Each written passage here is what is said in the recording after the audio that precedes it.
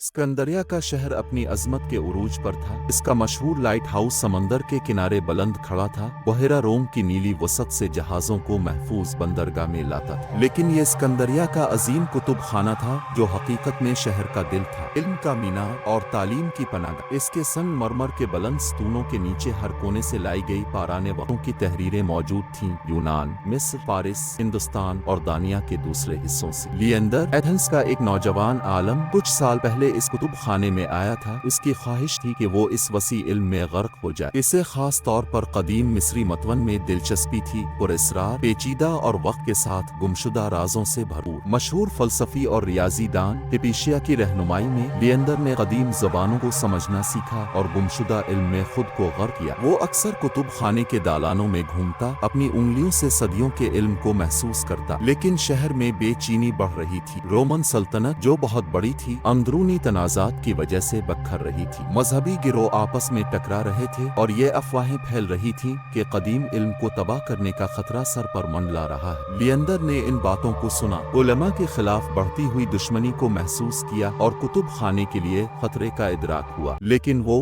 बाकी लोगों की तरह ये सोच भी नहीं सकता था कि ऐसा मकाम, इल्म का एक मंदिर, कभी तशद्दुद का शिकार होगा। एक शाम जब सूरज उफ़क़ पर गुरूब हो रहा था और शहर को नारंगी रोशनी में नहला रहा था, लिएंडर और हिपैशिया कुतुब खाने के सहन में बैठे थे। वो एक नई तर्जमा शुदा तहरीर का मुताला कर रहे थे। ये मिस्र के कदीम सल्तनत की एक तहरीर थी जिसमें एक पुरअसरार शय का जिक्र था जो सहरा की गहराइयों में छपी हुई थी, एक चाबी जो देवताओं की ताकत को खोल सकती थी। हिपैशिया की आंखों में जोश की चमक थी जब उन्होंने इसके इम्कानात पर बात की। अगर हम उसे समझ सके, उसने उम्मीद से भरी आवाज में कहा, तो ये कदीम दुनिया के बारे में हमारी सारी तसव्वुरात को बदल सकता है। लेकिन इससे पहले कि वो और गहराई में जा सके, बाहर से शोर सुनाई दिया। गुस्से से भरे नारे सड़कों से गूंजने लगे और धीरे धीरे जोर पकड़ने लगे। लिएंडर खड़ा हो गया, इसकी पेशानी पर फिक्र की लकीरें नमूदार हुईं और उसने कुतुब खाने के अजीम अलशान दाखिली दरवाजे की तरफ देखा। दौर से आग की लिटें नाच रही थीं। वो आ रहे हैं, उसने सरगोशी करते हुए कहा। खौफ उसकी आवाज में शामिल था। हुजूम तेजी से आगे बढ़ा, बर्बादी की एक लहर की तरह, पुराने तरीकों को मिटाने के नारे लगाते हुए। उनके हाथों में मशलें थीं और उनके पीछे शहंशाह के वफादार सिपाही थे।